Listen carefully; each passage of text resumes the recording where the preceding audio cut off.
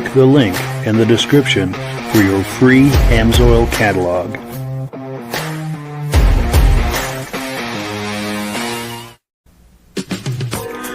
Before we get started, I'd like to give a quick shout out to some of our friends. The Eastern Snowmobile Racing Hall of Fame.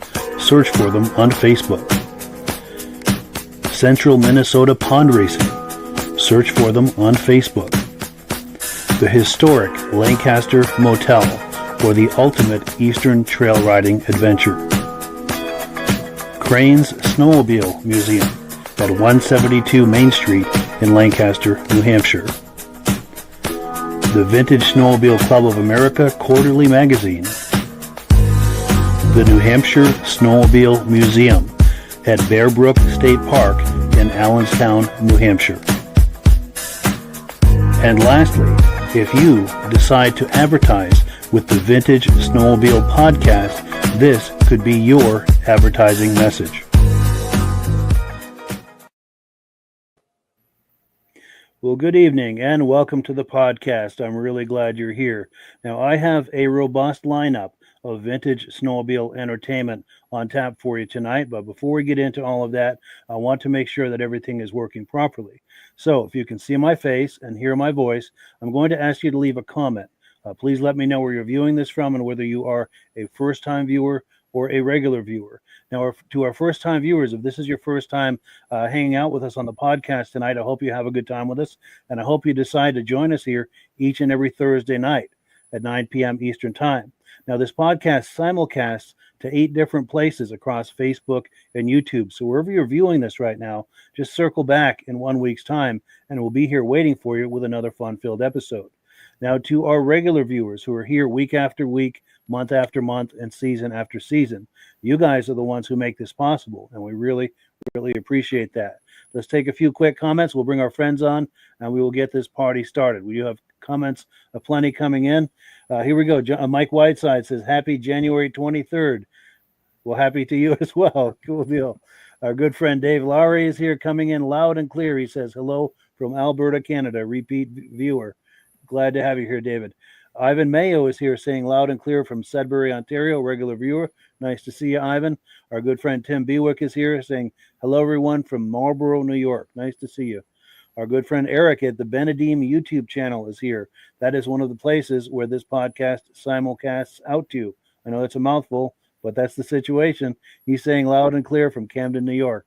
Nice to see you. Also, Ben from Vintage Mini Bike Lovers is here saying good evening, everyone, looking and sounding good from Central New York. I've got to give a quick plug to them because Ben and I do the Vintage Mini Bike Lovers podcast the second Sunday of every month right here on this channel. So wherever you're viewing this and you like those vintage mini bikes from the 60s and 70s, you do not want to miss that. Second Sunday of every month, 8 p.m. Eastern Time. Our good friend John Spranger Jr. is here from Elin, Wisconsin. He's saying no snow right now. That's a bummer. But nice to see you, John. John's a great friend. Stix9 is here saying loud and clear from Howards Grove, Wisconsin. Nice to see you. Todd McMillan is here from Madoc, Ontario, Canada. Nice to see you. Mad Dog is here. Randy from Wisconsin, he says, checking in. Good evening to all, longtime viewer. Nice to see you. Jim Holbrook is here, regular viewer from Vermont. Nice to see you. Hope to see him at some of the shows in the upcoming weekends. We'll be talking about those shows a little later. Good friend Andrew Strakos is here saying, yes, hello from Granville, New York. Nice to see you. Jim Jensen is here from Minnesota. Nice to see you. Alan Jakubczak. I'm sure I'm butchering that, and I apologize, but he's here from Buffalo, New York. First-time viewer. Very nice to see you. I hope you have a good time with us tonight, enough that you'd want to join us here each and every Wednesday night. Also, Steve Woodward is here with some thumbs up. Nice to see you. One more, and then we'll bring our friends on. Midnight Rider is here, loud and clear from Northwest Minnesota. Proud regular viewer. We appreciate that. All righty, let's switch gears here, bring our friends on. And, I've got to remove that comment. Gentlemen, how are we doing tonight? Great. Good. Good, Mike. Good deal. Good evening, everybody. Jeff? Yep. Trying to stay warm here in Wisconsin. We've been doing a little bit of the 30 to 40 below wind chill factors, but we're coming through it. Got a few counties open now with trail riding. Vilas County and Iron County are open, so Not much, but Yeah. at least the guys can get some in. The best trail riding I've heard is still in the UP of Michigan, through by Twin Lakes, Houghton, Munising is what the reports have been coming in on the snow tracks. Nice. It's true. I've heard that parts of Michigan have tons of snow right now. That is wonderful. That's good. Yeah. Yeah. That In lake fact, effect kicks in, and Lake Superior gives them a little snow. So nice. In Yeah. fact, I was messaging with our mutual friend Claude today, Midge, and he said there's tons of snow out there. Yeah. That's And good. And for those who are just joining us, Jeff is a very active promoter of the vintage snowmobile hobby out in Wisconsin. We're going to be talking about some of his events and things he's involved with here in a moment. And also our good friend Midge Rosebrook is the founder of the Eastern Snowmobile Racing Hall of Fame. He is filling in for our good friend Rob Hilditch, who was unfortunately not able to make it this week. Hopefully we'll have him back here next week and riding high in the saddle and joining in the fun. But yeah, thank you everyone for coming on. I'm going to pop the agenda on the screen here. So just like it says, Jeff Wesner is here to discuss the recent Cruisers Snowfest Show that happened just a couple of weeks ago on the 17th, or last weekend, I think, in Arbor Vitae, Wisconsin. What can you tell us about that, Jeff? It's put on by a club. It's the Cross Country Cruisers is a large club north of Minocqua in Arbor Vitae, Wisconsin. And, of course, it's one of their fundraisers for their groomers and stuff like that. They actually didn't spin a wheel last year. We didn't have any snow in the state of Wisconsin that was really rideable.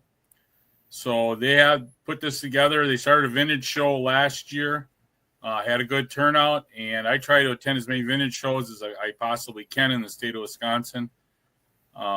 This year they came back, did a larger area and group, and they had basket raffles and everything like that. Well, that's just a good fundraiser for the cross-country cruisers in northern Wisconsin. Nice. And before we look at some video clips from that event, Midge, do you want to tell us just a quick nutshell of what the Eastern Snowmobile Racing Hall of Fame is about? Yeah. Eastern Snowmobile Racing Hall of Fame began in 2017.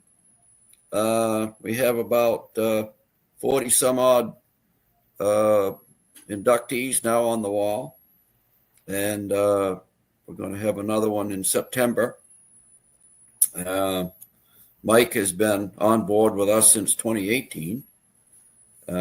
He does our camera work for us, and along with Greg Allen. And we've got people from New York, Vermont, New Hampshire, Maine, Massachusetts on the wall here at Crane Snowmobile Museum in Lancaster. Definitely. Yeah, it's a good moment for a quick shameless plug for Crane Snowmobile Museum. It's an excellent museum. But yes, please continue your thought. Yeah, the museum is going to have a show here on coming up February 1st, Saturday, February 1st.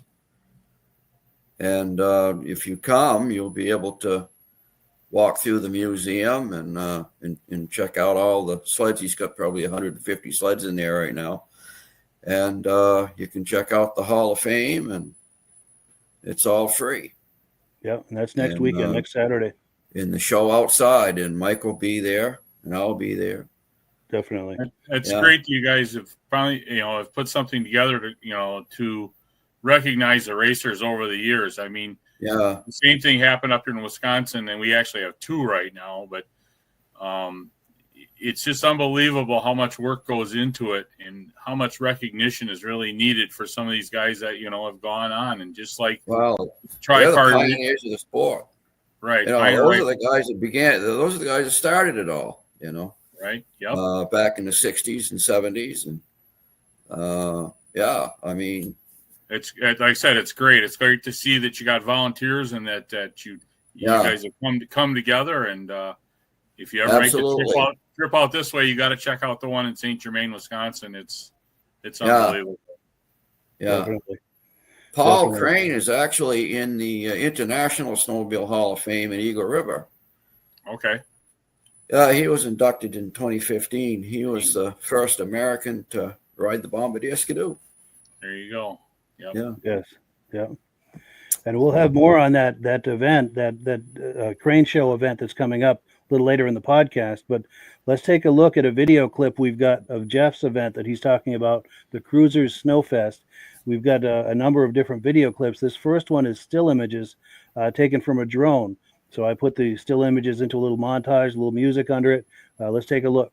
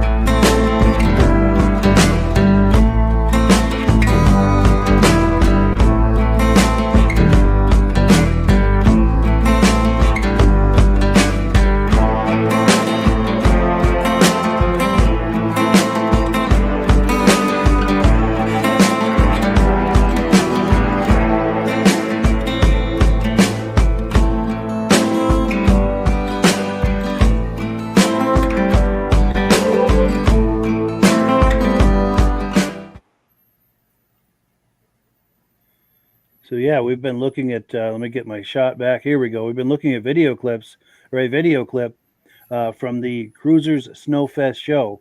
And Jeff is involved with that. Any comments on what we've been just looking at there, Jeff? Well, there was about 120 sleds, really well represented. The Polaris, as you saw on the podcast a couple weeks ago, he had 4 of them there. Very immaculate Polaris TXs for sure. We had the Double Eagle. The Skidoo Double Eagle was brought in. Oh, wow. Yep. And there was also a toboggan style, and I don't know if I got any pictures of that through the other part of it, but very well represented. And I think that the People's Choice was actually Mike Trapp's 1971 Yamaha 650 or whatever he ran against Van Duhamel. That's what took People's Choice. And actually, Mike was there all day talking to people and answering questions and things like that. And the sled's owned by Mike Koch, and they actually pulled it out of the Hall of Fame to bring it there. But there's so many other. There was a Ward's sled there that whoever restored it really took the time to do a great job, and he won overall show. But it's hard to pick something out of all these sleds that are showing up at these vintage shows now. I mean, they're just beautifully redone. Yeah. And they had classes or set up in that field by restored and unrestored by years. So, I mean, you could go down and look at them, by years and see what was there. But it was very interesting. Tin cap Skidoos, there must have been 4 or 5 of them. I mean, you don't see that. I mean, somebody's got to take the pride and joy to bring those out to, to show them. And then the hard part is to judge them. Oh my gosh, it's tough. It's quite a chore. I mean, you feel bad, but what do? You got to get right down on your belly and look at the belly pans and look at you got to find something.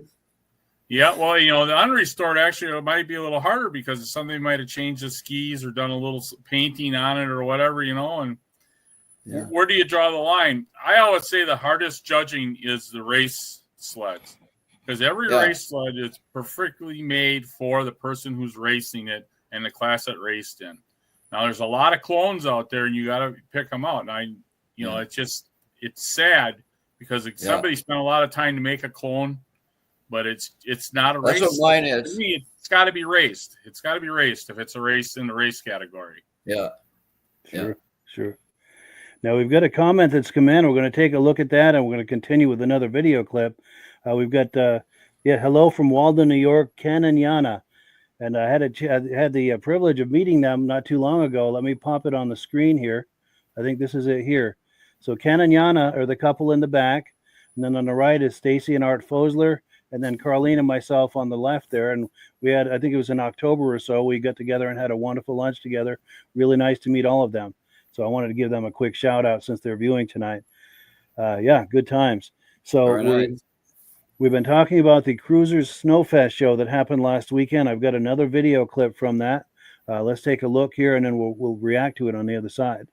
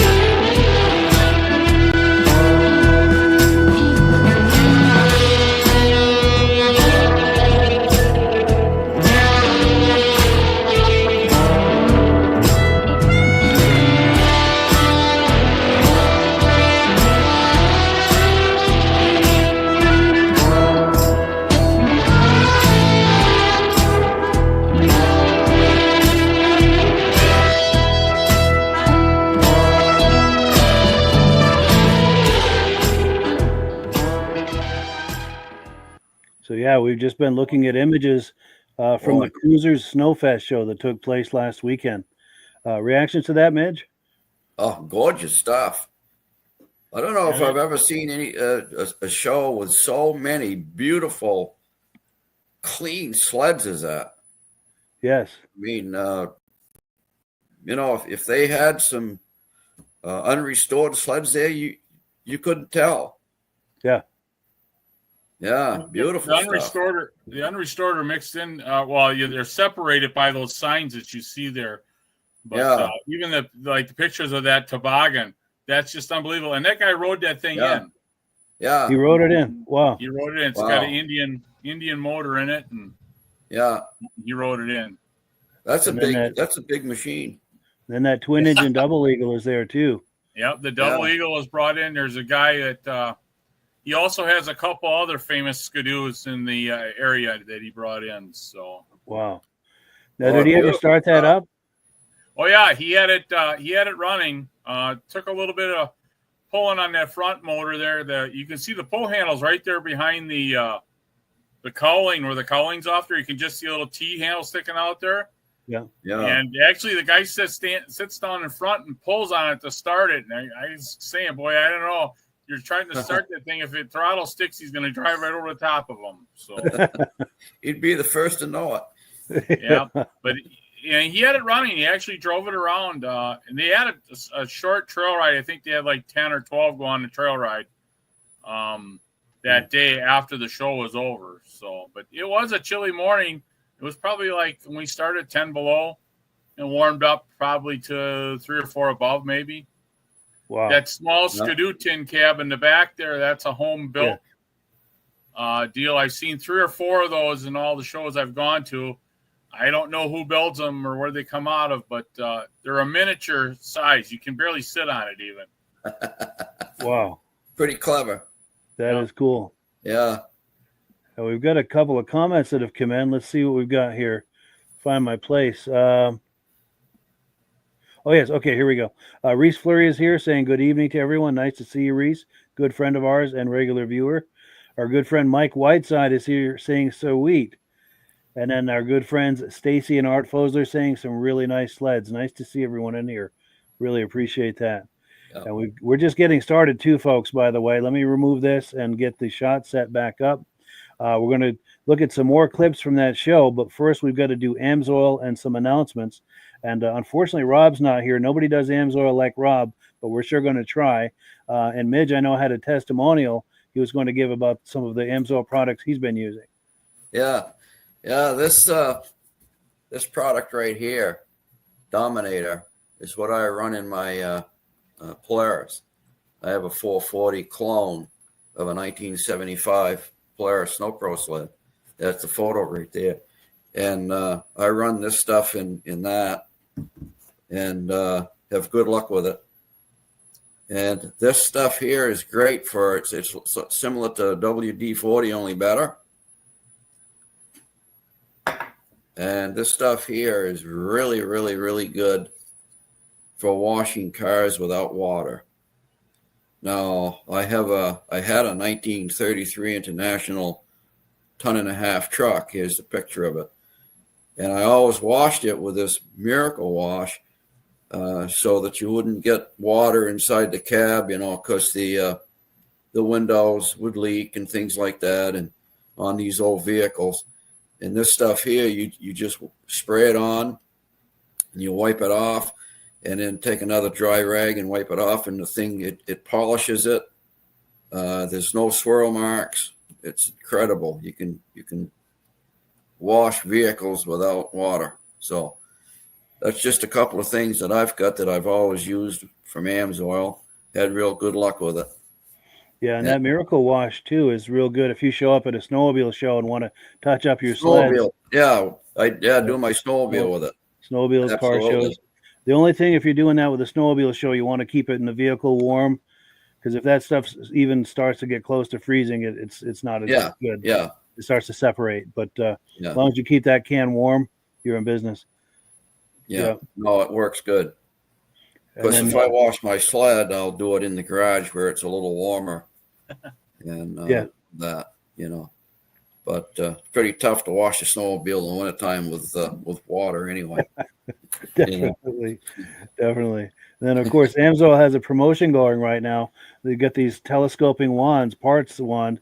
If you do a $100 order, you're going to get a free wand. And you'll use the promo code that's shown on the screen here. Free wand is the promo code. It's good until January the 28th. And if you sign up as a preferred customer using my referral code, which is in the description, there's a link in the description also, I'll get a small commission out of that. That's how we support our habit here at the podcast. Mike and I got a couple of these from Rob a couple of years ago, hoodies. Yes. They're very nice. Very nice. Rob, it was very nice of him to do that for us. And it sure was. Very generous guy. Definitely, yeah. Rob is an amazing guy. Yeah. And we hope to have him back in the saddle here next week to join us. And then we've got a couple of other quick things to talk about. Of course, right in your neighborhood there, Midge, we've got the Crane Snowmobile Show next, not this weekend, but next weekend, February the 1st. Yeah. Right there at Crane Snowmobile Museum on Main Street. It's one of the larger sled shows in the North Country. Yes. Yeah. Larger and one of the better ones, too. Yeah. There's some really good you not only see the antique sleds, the vintage sleds outside that people bring in, but you get to see all the sleds that Paul Crane has inside his museum. Yes. And in fact, let me pop a graphic for Paul Crane's Snowmobile Museum one more time. We're going to take a look at the show from last year, too, in just a moment. But go ahead, Midge. Any more on the Crane show? Well, yeah, just it's a great show. Bring your sled if you have one. It starts at 8 o'clock and goes till about 2. And he passes out beautiful trophies. I got to tell you, Mike can attest, there's a lot of wood in them. Very, very nice trophies. They're not little cheapy, tin trophies. These are really nice trophies. So Definitely. Paul always, and he doesn't charge anything for admission. It's just crazy. He just does this, for donations only. So Yes. And if you do show up for this show, please be generous. They've got a donation jar. And, of course, they've got a little corner of the museum has a kitchen in there. And they've got hot dogs and chili and things like that. And be sure to patronize them. Pizza, I think, too. Yes. Yeah. So. And then a couple other quick shows to talk about this coming weekend, Newport Center, Vermont, just down the road from me. We're going to have a vintage snowmobile show. This, of course, is put on by the Country Riders Snowmobile Club and the Tatro family. All of the details are on the screen, including a phone number. If you have questions of any kind, just call Robert Tatro, and he will be happy to help you out with that. That's a great show as well. They've got food, and they have a bonfire, something for all ages. And then, of course, there's another show this weekend in upstate New York. It is in, I'm having a hard time reading this. No, West Monroe, New York. Okay. Yes, some good friends of ours are putting that on. Rich Shad gave me this image, but Ben Thomas is part of that, and I almost think Reese Fleury might be involved with this as well. I could be wrong on that, but there's a group of people out in upstate New York we're good friends with, and they do a lot of shows, and we like to help support that. North Shore Vintage Sleds is the name of the organization. So if you're in that area, be sure and patronize that show. I'm going to take a comment. Here we go. Dirk Seams is here saying, good evening from Otter Tail Lake, Minnesota. Nice to see you. Also, Eric from the Benedim YouTube channel. He's part of this. He says, it's not a show. It's strictly a ride. Thank you for clarifying that. We appreciate that. And Eric is involved with that as well. And that's with the Benedim YouTube channel. This podcast, it's one of the 8 places this podcast goes out to is the Benedim YouTube channel. We've got a great collaboration going with Eric over there, and we thank him for that.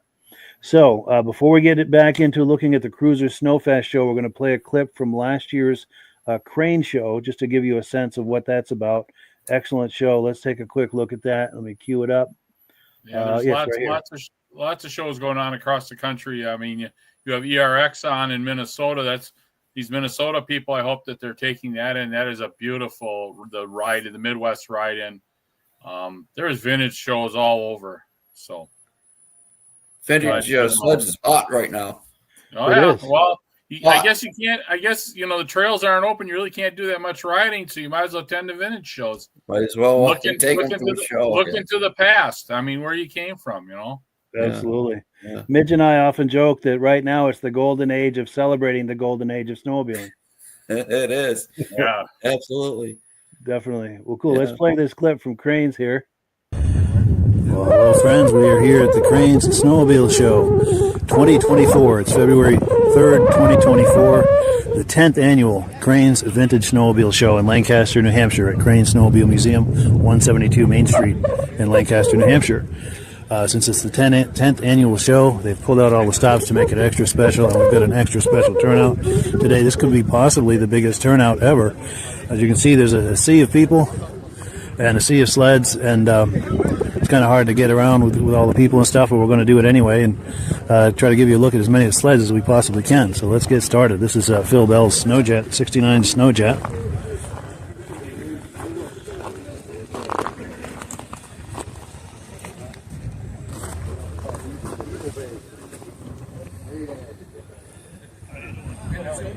So these are Ed Stabbs and Jeff Mower's sleds, these here, huh? I believe so, yeah.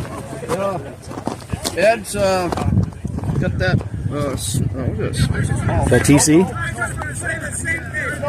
I've never heard of that. This one here? Way up, that orange. Oh, yes, yeah. Yeah, it's very unique because the fiberglass cab is incorporated right into the metal of the chassis. So you can't remove the cab. Interesting. Yeah. Never seen anything like that. That's a 66, which is quite stylish for a 66 sled. Yeah. Definitely.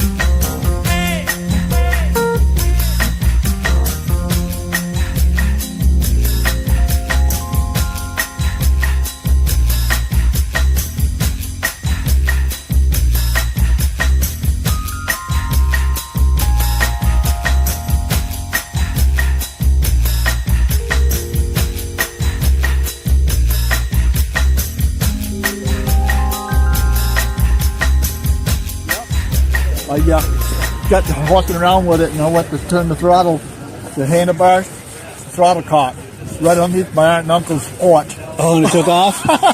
Brand new sled. My father was not a happy camper. No. Crazy. It was Wow. fun. And it was just like this one, you say? Yeah, same color, everything. Wow. And as the owner of this, do you want to make any comments about it? Or? Oh, it brings a smile to my face every time I ride them. I'll bet it does. Yeah. My husband started out riding these back in the 70s. Was the first Nice. he had.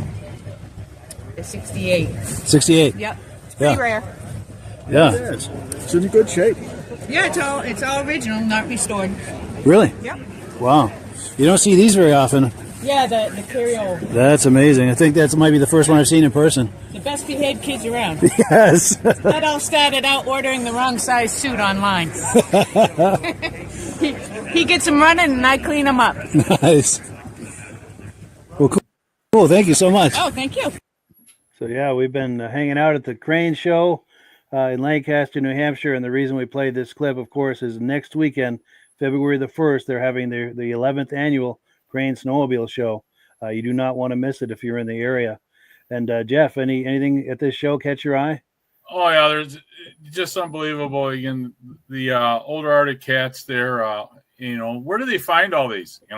Somebody had to store these someplace to get these, back out. There's another toboggan, and that Indian motor must have been a popular toboggan motor because I see that on a lot of the toboggans.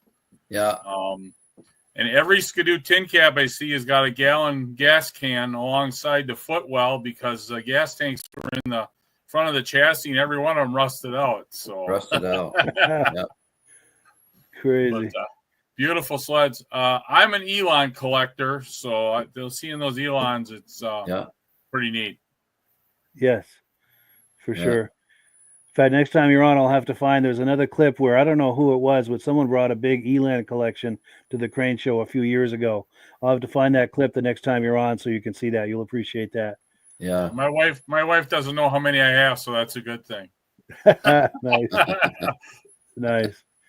And let's see, we've got tons of comments coming in here. Where were we? Trying to find where we left off. Oh, yes, here we go. Oh, Ned is here saying he's watching on Eric's channel, the Benedim channel. We appreciate that.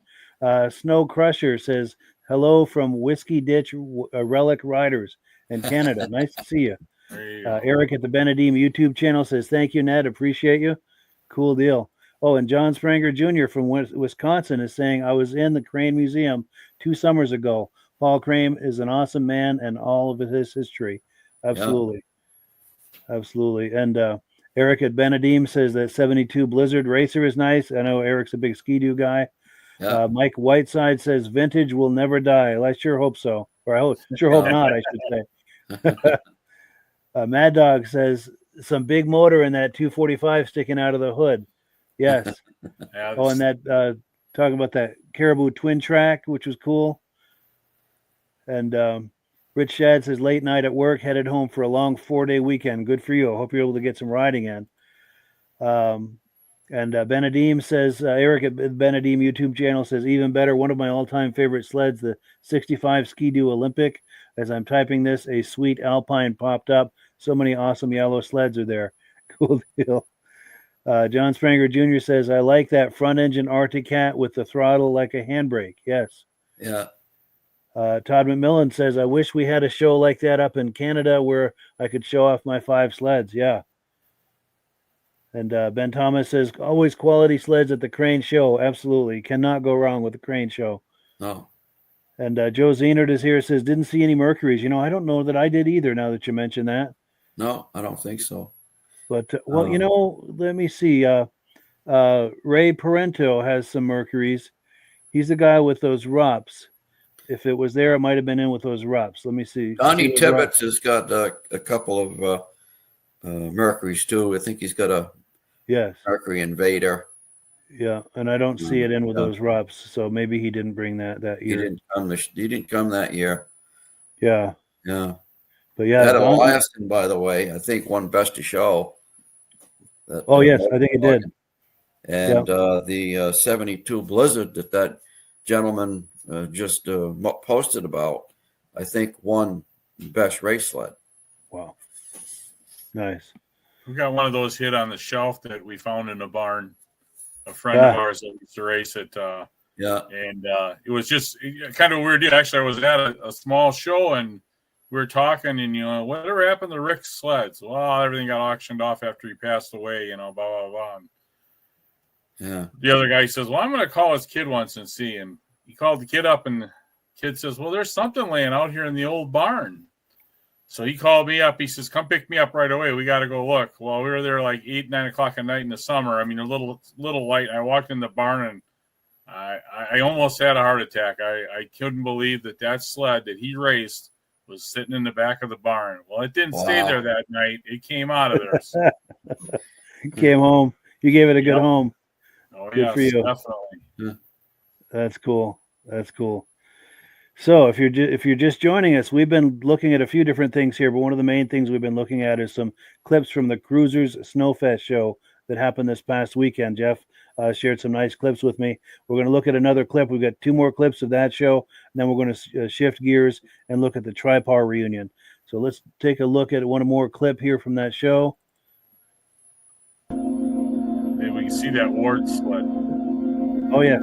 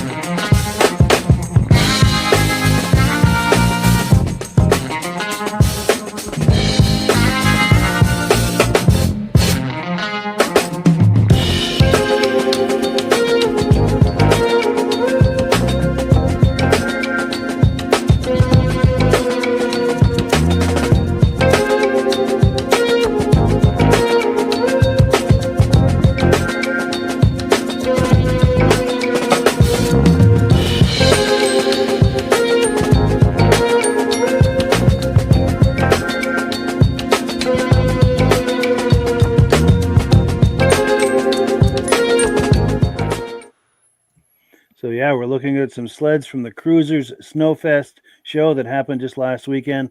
These images come to us courtesy of the man in the middle of the screen there on the left, Jeff Wesner. And yeah, thank you for that, Jeff. Anything you wanted to add to what we've been looking at here? Go back to the beginning of that. I'll explain a little bit about those sleds with the independent front suspension there. Yeah, I was going to mention that.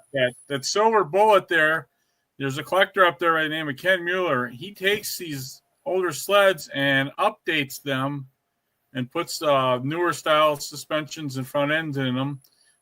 This silver bullet has been at a lot of shows across the state of Wisconsin, and he's done very well with it. The next sled next to it there is a James Bond sled, and his next one there that has an Arctic Cat front end. That's a Scorpion, And Wow. I actually ran into him. We were riding at the ride-in at ERX, and he came along with that Scorpion, and I couldn't figure out what kind of sled that was, until I stopped and looked at it, because he put a full suspension in it. It's almost like a full updated Scorpion, and I've never seen a Scorpion that small. So he really is meticulous of what he does, and he probably has 25 very luxurious looking show sleds that he brings around, and Beautiful. he actually is the one that led the ride after the show. Took him out for a ride on the trails. They've got about 4 inches of base. The Mercury, I don't know whose that is, but that's the Snow Pro Mercury. I think it might be a little bit of a clone the more I look at it, but it's a beautiful sled too. Yeah, for sure. So, Yeah. Anything catch your eye, Midge? Yeah, the first thing I was going to mention Right there, maybe? are those older sleds that had the IFS suspensions installed in them. right. Yeah. These are the Polaris's you had on the podcast a couple weeks ago. Yeah, those Polaris's are beautiful, aren't they? Yeah, Yes. they are. He just, again, he's clear coated them and everything. The engines, I mean, wow, they're super looking. Yeah. He does a great job. Beautiful. And again, I'm supposed to tell you guys, they're all for sale. Yes. And I think I may have his number up here. We can pop on the screen. I don't, and I apologize because I had it when he was on that I was popping on the screen, and I don't know what I did with it, and I apologize. He said he had sent a video on that offset motor, and I told him if we could get together, I could probably do something for him too, because that's where we left off. We never really did get through that offset motor. We lost his Wi-Fi.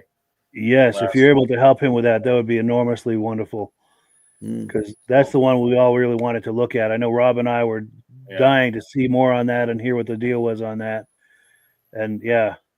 And then they call that 245 RV Skidoo is supposed to be the sexiest Skidoo sled there is. So I don't know. I can't argue that. Yeah, I can't dispute that at all. That is a sexy, sexy sled. Yeah, that's a beautiful sled. It is, for sure.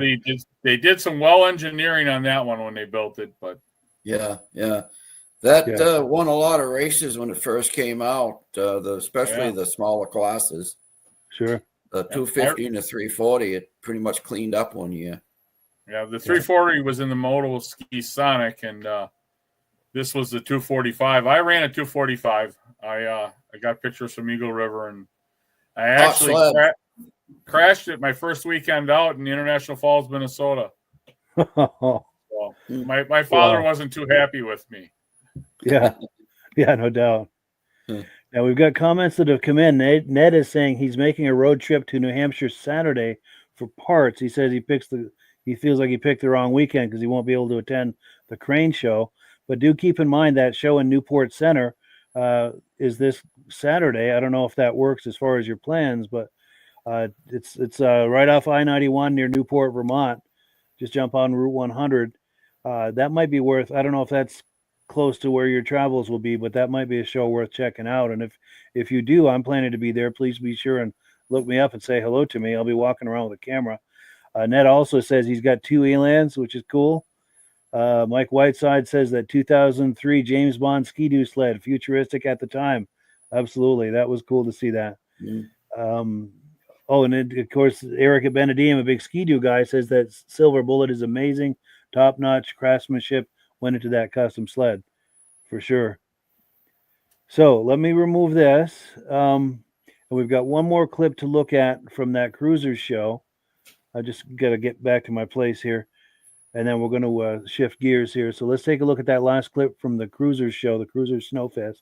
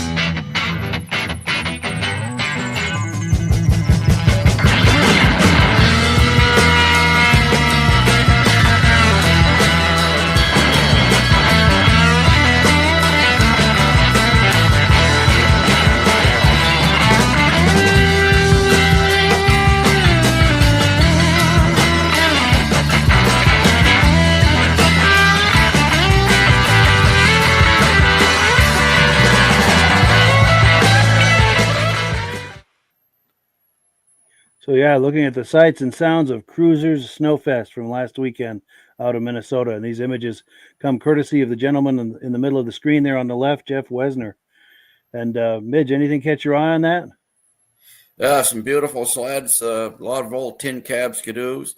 That looks like a Polaris painted red there. Maybe Polaris built some sleds for another company like Homelight or something like that. I'm not sure, but the last one is that Ward's machine. I don't know if that was built by Polaris or who was built that, but that it looked like a Polaris chassis, but I'm not sure.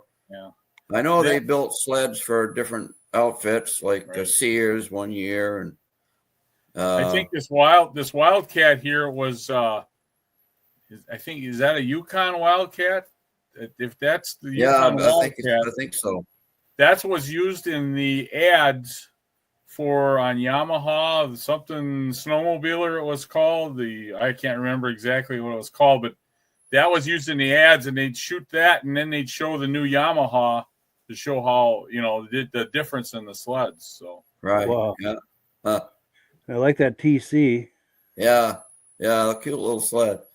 I think those are all the ones still from Yes. Upper Menominee, Wisconsin. Yeah. And when we're talking about sexy ski-doos, that one right there is really something. That's pretty cool. Yeah. That's actually the 76. The 245 was a 75, and this was the 76 sled they came out for the consumer. Yeah. Wow. Beautiful sled. So again, your race engineering pushed it on to the consumer sled. So nice. Thanks, Mike. One sled you don't see very often in shows is Black Dot Skidoo. Yeah. Black Dot. Yeah.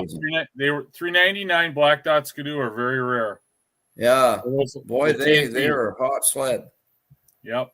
They're good racing sled. Yeah.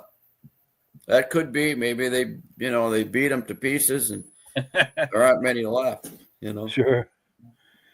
So let's see. We got a couple of comments, then we're going to shift gears. Mike Whiteside says, dang, I was in Eagle River last weekend. Wish I would have known about this.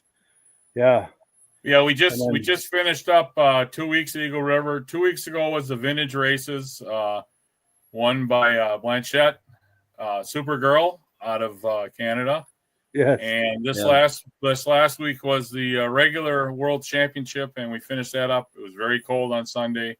The only thing that I really, I can't remember exactly who won it, but they had a last chance race, and there was enough snow dust on the track. They ended up wrecking 6 sleds coming out of they showed that. That was awful. Quite a scary event. I'm glad to see everybody got up and walked away from that. Wow. Yeah, incredible. One guy slid down the track. I bet he slid a couple hundred feet. Yeah, and it was just like you see out on the freeway, just one sled into the next, and yeah. So, but the snow dust does that, Yeah. Black dot. Yeah, not good. White out. Yeah. Cool. So we're going to shift gears. We got one last thing to look at. We're going to look at a clip that Jeff sent me from the Tripar 50th reunion event. And anything you want to discuss, Jeff, to set this clip up? Well, I think that this is a Friday night clip. It was kind of a teaser into the show. This was quite history, 50 years of the Mercury Snow Twister. The original engineer was there. Tom was there, who was the relations person for support. The Hayeses were there. Ed Shabitsky was there. Brad Hewlings made the trip from out east, came to the show. Somewhere down the line, we'll try to get that interview to you. But it just was history making. Me and my brother put it together, brought it up there, started with the Tripar reunions, and just try to bring everybody together because we're losing these guys. We lost 3 of the race team guys in the last year. And it just so happened that Scott Abraham, who won the 250 USSA World Series and everything, that was his last deal. I mean, he went back home and he ended up with brain cancer and passed away on us. So, I mean, bringing these guys back together one more time to see each other and talk to each other, haven't seen each other in 40 or 50 years, was a great thing. So we take our pride in it. And we had some good video clips and stuff. So what I say, Mike, I don't know what you're going to see on exactly on this, but it's been a year and a half already. So take a look at it. Yes, take a look.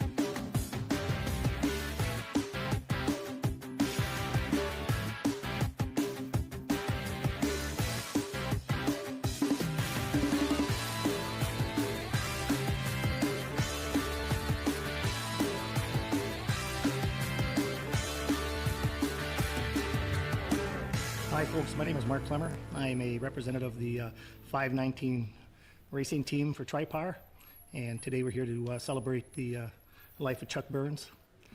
Chuck and I had raced for probably 10 years together. Chuck raced in both USSA and SWSRA. He won championships in the 440 Stock D and the 400 Stock D. Chuck was the very first driver for Tripar. Him and Bubba Hoffman kind of started the whole thing, getting a hold of Ken Gall, and as the years went on, more and more drivers till we ended up with where we're at now with reunions, and Chuck was one of the starters for that too. So as the years went on, we just had more and more reunions, and as of this year, Chuck is no longer with us. We lost him last September, right after our last reunion. So here today, we're going to celebrate his life and what he's done for Tripar, and that's about it. Sure going to miss him. Thank you all. Appreciate it. Have a great time here at the reunion and the Merc Twister 50th anniversary. Have a great Welcome, everyone, to the 50th anniversary of the Mercury Tripar Racers Reunion. 50 years of Mercury Snow Twisters, 73 to 2023. And we've got the best names here that you can find. We are at the Hall of Fame in St. Germain, Wisconsin. Today will be a great day. We've got a lot of racers coming that used to race Mercury snowmobiles. And we're going to have memorabilia going on today, a lot of memories, a lot of sharing of old stories. Yeah, the BS or the stories are going to fly high. We're going to have racers. We have Eddie Trubisky here. We got Doug Hayes that'll be here. I believe Brad Hewlings will be here. Mike Trapp is supposedly going to be here. Racers that have been racing on the Eagle River track and the circuit here in the Wisconsin WSA, or the USSA, I should say, not WSA, USSA, and in the area that brought snowmobiling to the heights that it is today. Right, and our sponsors today are Snowstud, Snow,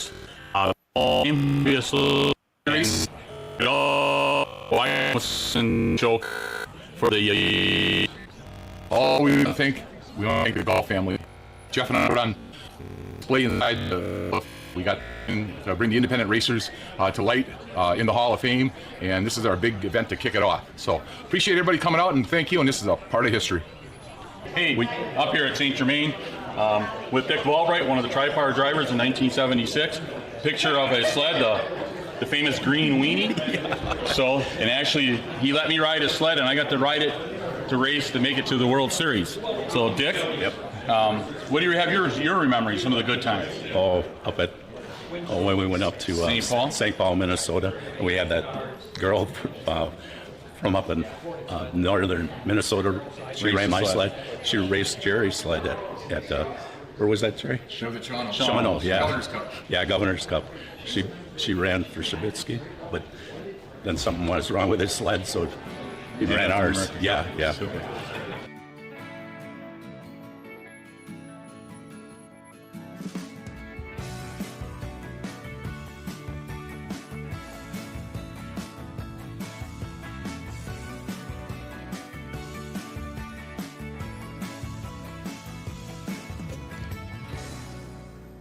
Hey, Jeff up here at St. Germain for the 50th anniversary of the Mercury Snow Twister. And look who I ran into. Brad Hewlings, one of the winningest Mercury drivers on the circuit in USSA in 76. In fact, I don't know what you had, number one bib later on?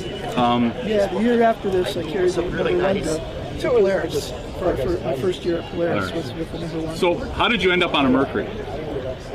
Local dealer, right in my hometown of Erie, Pennsylvania. He was a big dealer for Merck back, in that area, and Merck asked him to find a driver for the '74 Snow Twisters, that one, I believe. And that's how I got my chance to ride Mercs. Right. So you ran the Eastern Division some of the time, but you always came and took all the money away from us in the Central Divisions, correct? In '76, Yeah, 76. Yeah. I didn't come out here until '76. I came out in '74 and ran a little bit, but then in '75 we stayed out east. Super. Well, I appreciate all the great driving you did, and I raced against you once in a while. So, so when did you actually retire from racing the Snow Pro circuit? The last year was with Ted Nielsen in 1989. Was our last time that we raced. Super. And we basically just ran the World Championship there those last couple of years. Super. Well, I appreciate you coming back to Wisconsin here. Sit down, have a nice interview with us, and you have a great weekend. Okay, Jim. Thank you. Thank you.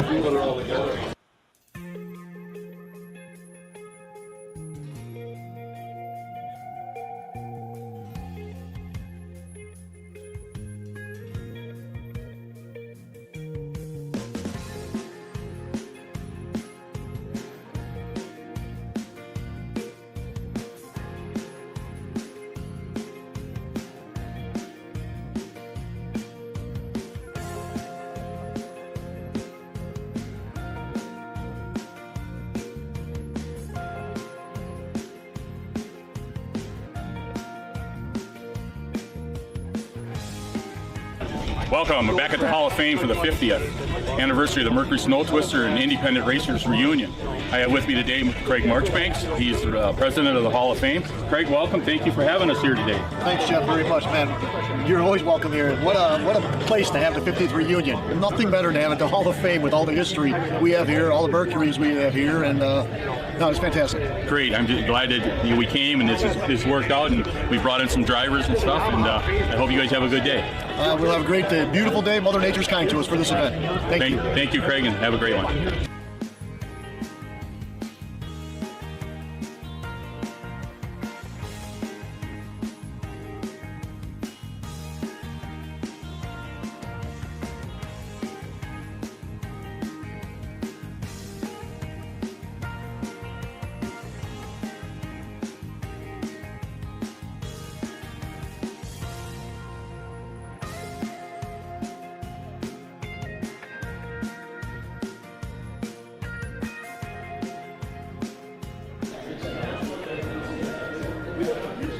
Hi, we're at St. Germain. I get to interview my own brother in his sled from 1975, and he raced on the USSA circuit.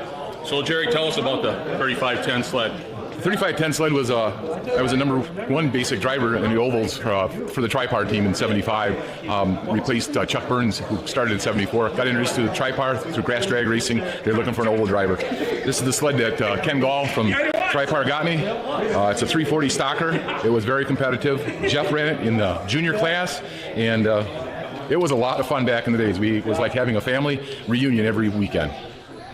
All right, thanks. Like I said, I got the joy of being able to drive it too, so it was a great time. Yeah, he drove it, I fixed it. Yeah.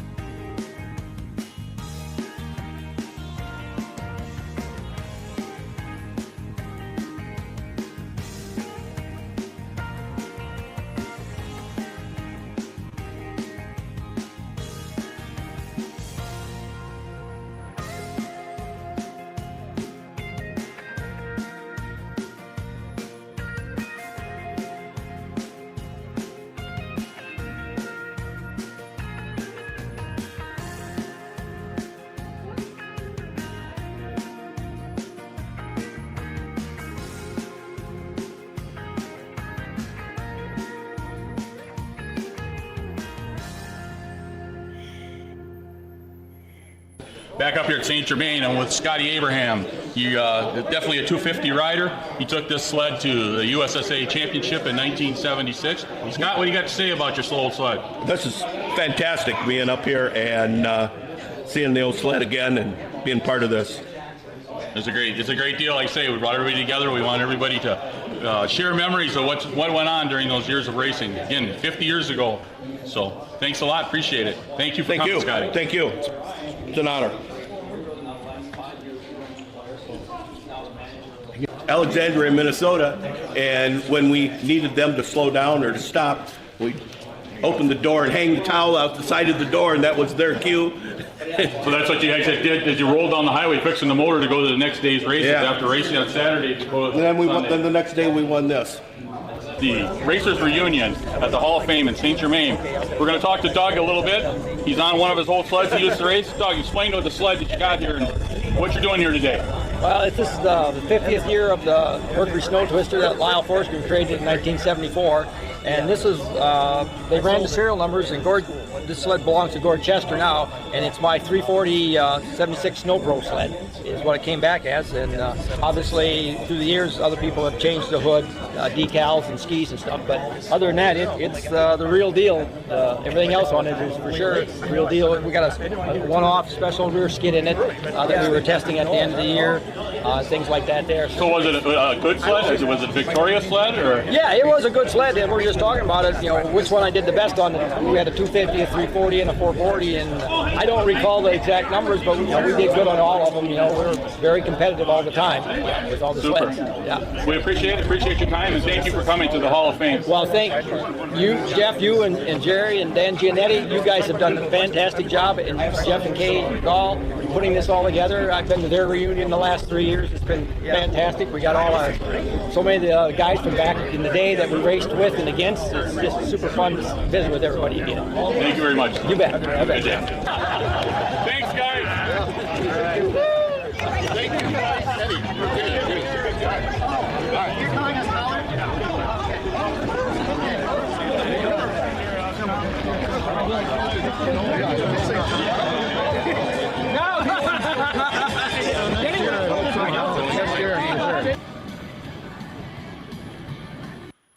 So yeah, we've been looking at some video clips from the Tri-Par reunion, the 50-year reunion, come courtesy of Jeff Wesner, the gentleman in the middle there on the left. Anything to add to that, Jeff? Wow, it's hard to watch that. That Scotty Abraham interview there, that was pretty much his last interview right there. That's Scotty right there. Abraham. He took that Mercury to the World Series. He won the Central Division with that and the World Series with that. It's pretty sad, but the story he tells there is that raced up in Alexandria, Minnesota, and he had to race the next day down in southern Wisconsin, and they blew the motor up. So they repaired the motor on the drive from Alexandria, Minnesota down to Monroe, Wisconsin. And, of course, they pulled a little bit illegal. They rode in the trailer rebuilding it, and his mom and dad drove the truck. And when they needed him to stop, like to put the gaskets together or whatever, they'd hang a towel out the side of the trailer door, and that would tell his dad to pull over to the side of the road so they could get the gaskets seated and everything and then go again. That was one of his big stories. And, gosh, I mean, it's just so great of the stories that come back. And the people who were there, Brad Hewlings and Hayes, and that last picture there on the end of the deal was all the drivers that raced Mercury's, the last one, where we were all standing together. Just before. Right there. That was a picture of all the race drivers, that had run Mercury's at the time. And not all Tri-Par drivers, but had run Mercury's at the time. And like I say, I don't think it'll ever happen again. There's one guy in there, Sport Ditbender. He's in kind of in the middle there. He's just a local farmer that got on a Mercury and he won everything. He had the number one bib after 76. So that's amazing. It's just amazing, and I'm so glad that me and my brother worked this out and got this together. I mean, like I say, we're losing guys. It's never going to happen again. I mean, Mercury's gone, Vintage shows is all there is. Yeah, it's amazing you're doing that, keeping it alive. Yeah. And go ahead, Midge, reactions to this? Yeah, no, and that's the reason why we did the Hall of Fame. I wish we'd have done it sooner because we've lost 4 or 5 people now since they were inducted. Now, I was just going to mention that number 35 that Brad raced. he raced it here at Lancaster in '76, and he ran most of the Eastern Division. The only time you ever come out here by us is to take our money. Yeah, I've got photos of him lined up here at Lancaster, and J.R. Tozier was a Mercury driver, and Paul Lamontagne, and those guys were all lined up. Unfortunately, that happened to be the weekend that Gilles Villeneuve showed up with his IFS Scarroux and cleaned the boys up in all three classes. Brad's kind of a quiet guy, but when you get him alone and start talking snowmobiles, he really opens up. I mean, otherwise he's kind of a man to himself. He's always thinking about it, whatever he's up to. But hopefully, you guys will get him in the Hall of Fame. He's definitely one of the best snowmobile racers that ever lived. Yep, there's no question. Yeah, and I'll say a hell of a competitor. I mean, I used to line up against him, and of course, as you can tell, I'm a big statured guy, so racing against him. But we give him a run for his money. But boy, when he showed up here in Wisconsin, we pretty much knew where all our money was going to be going. He was ready to win, and he sure did well on those little Polarises. Yeah, one of the things the promoter for Mercury said that is Brad would be on the phone during the week. He ran a 440 also, and he'd be on the phone during the week trying to find different ways to make things better, and he never quit. He always was looking for a way to make things faster. Just like he was a good clutch guy. Yep. Yeah, he knew his clutches. Well, you keep that video, Mike, handy. You keep that video there, Mike, handy, because down the years in the road, that hopefully that'll be worth something to show the Mercury Snow Twister 50 years. Some of the drivers and some of the top names that ran it. You're more than welcome, Mitch, to run that at your out at your Hall of Fame if you want to use it for. That'd be cool. Yeah, JR and Paul, boy, they'd love to see that. Because they raced against some of these guys. Yep. Yes. Especially Brad. Yep. Yes. Yeah. And what I'm planning to do, Jeff sent me some interviews, and they were doing kind of a presentation where different people were speaking. I'm going to try to put that together into a long form video to air some Sunday night. I've got to work out a few details on that, but Jeff and I will figure that out behind the scenes. And at some point on a Sunday night, we will be airing that, and I'll try to announce it on the podcast when that's coming. As it gets closer, as we get that worked out. We thank Jeff for this footage for sure. And once we get that long form presentation worked out, I'll put it on a DVD for Paul and JR and anyone else, who's curious about Mercury. Yeah. One last thing I'm going to show you behind me here is this is a list of all the Tripar drivers that were on the independent team over the course of the 3 years that it was run. 74, 75, and 76. So huge team. But we were all kind of independents, but we were supported by Tripar, right? In some points of it and stuff. So I mean, there's guys I haven't seen. TJ Patrick's on here. The Goodwins are on here. Jeff and Greg Goodwin, but Tripar supplied the sleds to us, worked with us along with Mercury's. Their own Mercury people, Tommy Weinert was the one that he worked with us all, made sure we had the right parts, right engines. There was a story told that I keep forgetting the guy's name from Minnesota, but anyways, he won the race at Eagle River, and he came across the finish line. The motor blew up, and he, didn't race Mercuries a lot and stuff. He had spent his last dollar to buy this Mercury, and we were telling Tommy Weiner about it, and Tommy walked over, and this is in some of the other video clips. He walked over to him and says, give me your address. You'll have a new motor on Tuesday. Wow. So he shipped him a motor up to Minnesota to be raced. So that's the kind of the familyness there was in the Mercury racing teams. Yeah. That's cool. Super. Yeah.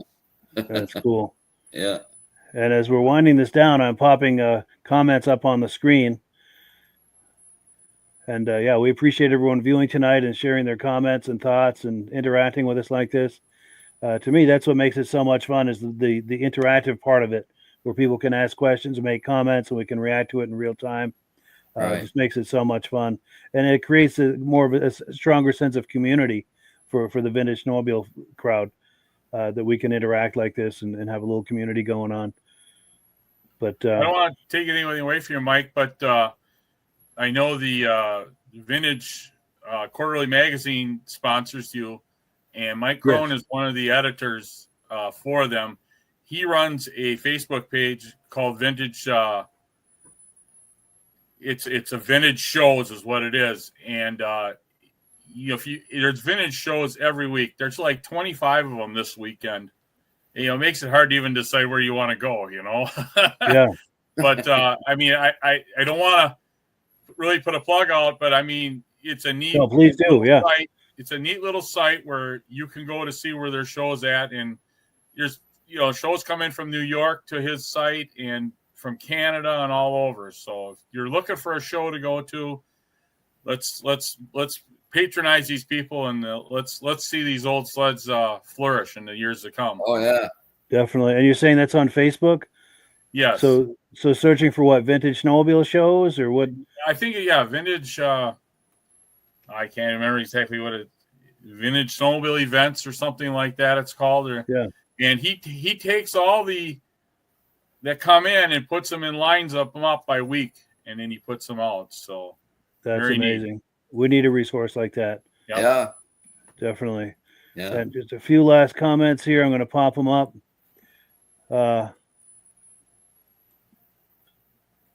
Yeah, thank you so much to everyone for these great comments. We appreciate it.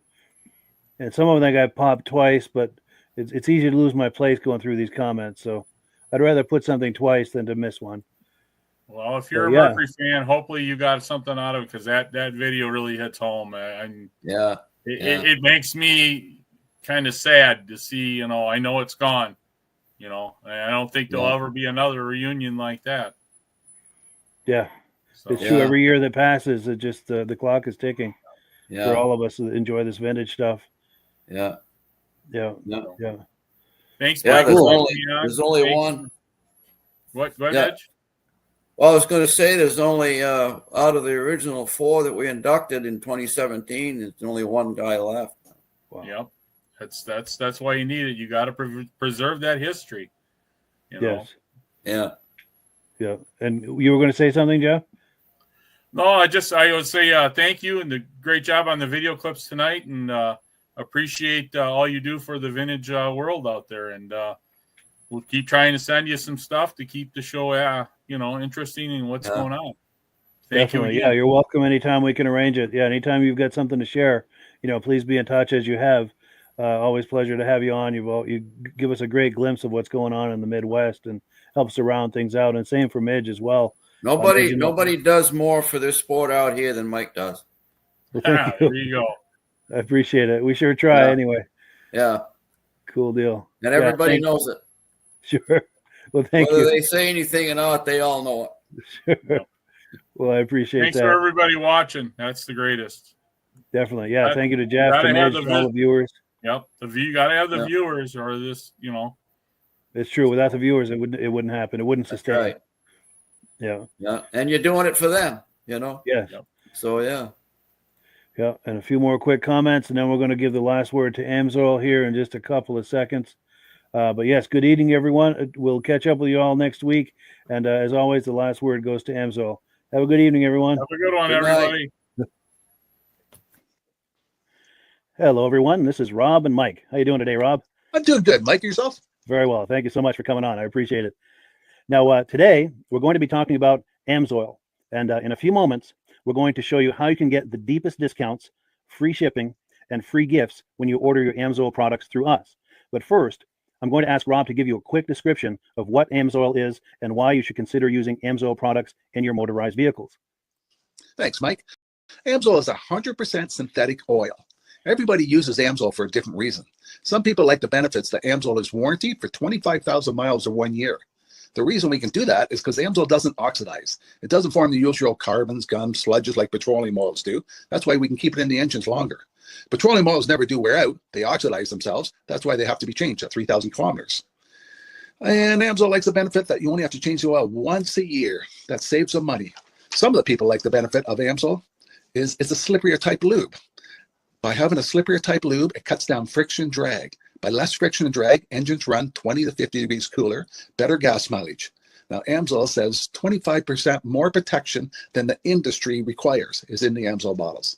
My average customer gets about 10% increase in gas mileage. That's a big savings. Yeah. And by cutting down friction and drag, for every 10 degrees you cut down the friction and drag, doubles the life of the engine. So by having the engine run cooler, it makes it last longer.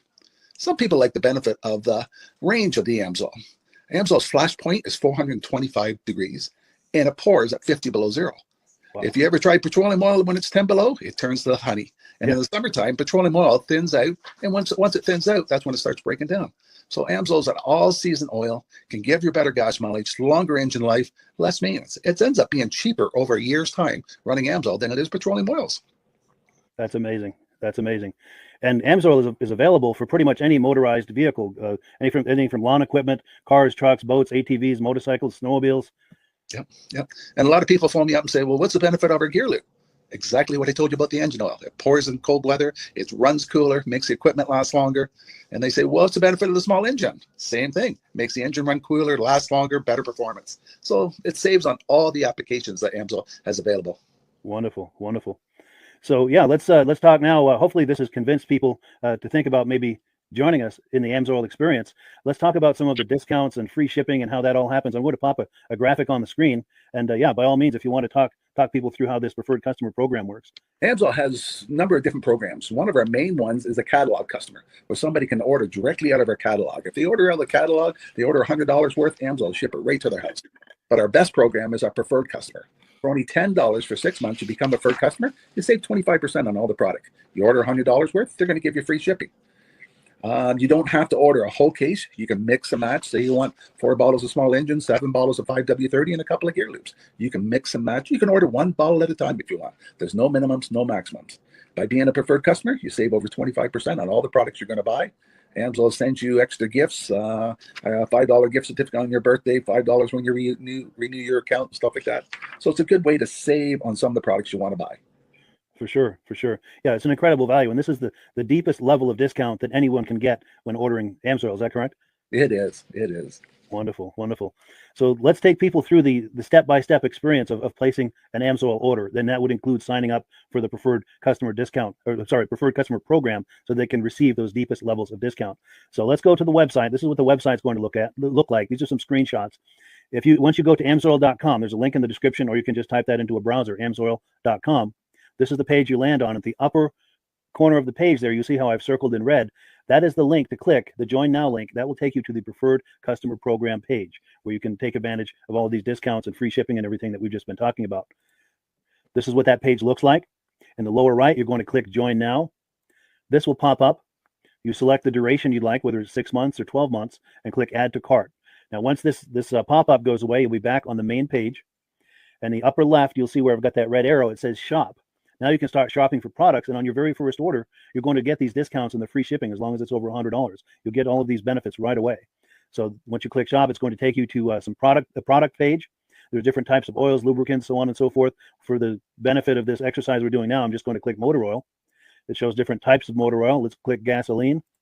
Now this takes us to an item. It's their synthetic motor oil. And you can see the item there, and there's choices for different viscosities. But take a look at the price. Let's take a closer look. Let's zoom in. But if you've joined the preferred customer program first, you're going to automatically get the deepest levels of discount. That's what we're looking at here. You're saving $3.80 on that quart of oil. Instead of paying $16.29, you're now paying $12.49 for that quart of oil. That is the deepest level of discount you can possibly get. And then you just add the quantity that you'd like. You select any other items that you're thinking about, add them to the cart. And once you click Add to Cart for the final time, you're going to see this come up at the top of the screen. It's going to show your items and your the total that you're at so far. Pardon me. And then you just click View Cart in the upper right, and that'll take you to your cart. Take a close look here at the upper right. That blue box shows that you're getting free shipping. You're eligible for free shipping on this order because it's over $100. That little yellow box shows that you've got the preferred customer membership on your order that gives you the deepest levels of discounts for the next 6 to 12 months. And then below that, you've got the items that have been selected. For the exercise here, I selected 9 quarts of the signature series, but that brings us up over $100 for the free shipping. We're saving $34.20. And if you're ready to finish, you click checkout now, and that takes you to this screen here. If you haven't signed up with an AMSOIL account at this point, just click in the lower right to create an account, create a new account. It's going to ask you for some basic information, name, and those types of things. Now let's take a closer look. You'll see this gray shaded box. This is a very important box. This is going to ask you if someone has referred you to AMSOIL. And if so, please enter my name. My name is Mike LaPierre. It's spelled right there on the screen for the correct spelling. And also the referral number, 304-555-94. That's how you make sure that Rob and I get credit for this. Now, in the interest of full disclosure, I have signed up for AMSOIL under Rob. So when you order using this referral number, Rob and I both benefit. So if you enjoy these podcasts that we're doing, this is a wonderful way to support the podcast, because when you order using this referral number, Rob and I both benefit. And the commissions I make go directly toward offsetting the cost of doing these podcasts. So I thank you in advance for that, for using my referral number. I very much appreciate it. And once you've done that, you just go into the next screen to enter your payment information, and you're done. Now, once you've placed your order that's over $100, and that order includes your AMSOIL preferred customer program, you are now eligible to get a free DVD from myself. Now, this is going to be either a muscle car DVD or a vintage snowmobile DVD. Use the email address on the screen, wkspodcasts@gmail.com. Send me an email. Let me know which DVD you would like me to send you, the muscle car or the vintage snowmobile DVD, and I'll get that right out to you. As you're typing in that email, in the subject line, be sure and type in capital letters, free DVD requests, so it stands out as I'm checking my email, and we'll get that right out to you. So I guess the last thing, Rob, that we wanted to talk about is if someone is considering AMSOIL as a business opportunity. Yes. If anybody has a retail or a commercial account and they would like to buy directly from AMSOIL, just send Mike a line. He'll show you how to set up, and you can buy directly from AMSOIL. But if you are interested in starting your own part-time business, a part-time business that can grow into a full-time income, Mike and I will show you the AMSOIL marketing plan. AMSOIL has a large selection of products that cover almost every application. So it doesn't matter if you're into snowmobile, boating, or ATVing, or hot rods. We have an oil for every application. It's a fun type business that's I really enjoy doing. Where else can I go and have fun and make money doing it? And Mike and I are here to help you all the way along. If you need any help on how to promote or to find new accounts, we're here to help you. For sure. So when you sign up under that number, this 304-555-94, you're getting Rob and I as a team. Now, Rob has been doing AMSOIL for 40 years. Can you believe that? 40 years. So he knows every aspect of this business, and he knows all of the ins and outs of the products. So he'll be able to help you with any kind of product questions or any kind of questions to show you the different business models that you can do with AMSOIL. And then the other thing that you get when you sign up under me is I've got a strong background in social media. So if you need some coaching on how to generate AMSOIL leads using Facebook and YouTube, I'm happy to coach you with that when you sign up under Rob and I. You get both of us as a team to help you, to coach you, to support you, whatever you need to get you off and running with this business and having fun with it. Like Rob said, it's an enormous amount of fun. If you're like Rob and I and you enjoy going to any kind of boat shows, car shows, motorcycle shows, snowmobile shows, anything with a motor, you like going to those shows, those events, those races, this is a great way to turn that into a income opportunity for you. Yes. And just by wearing my AMSOIL hat at one of these events, people come up and ask me about AMSOIL. People don't know where to buy it, and I'm there to help them, show them where they can buy the product. Perfect. Well, cool. Well, this is great. Any final thoughts, Rob, before we wrap it up? AMSOIL's a fun business. AMSOIL's been around since 1968. It was the first synthetic oil to be AI approved. Wow. Yeah. That's amazing. And that's very early in the game too, isn't it? Yes. For sure. Well, good. Well, thank you so much, everyone, for viewing. Hopefully, we've gotten you excited as we are about the AMSOIL products. We'd love it if you could join us either as someone who uses the AMSOIL products or to join the AMSOIL team as a business opportunity. And we thank you so much for viewing. Have a great day. You have a good day.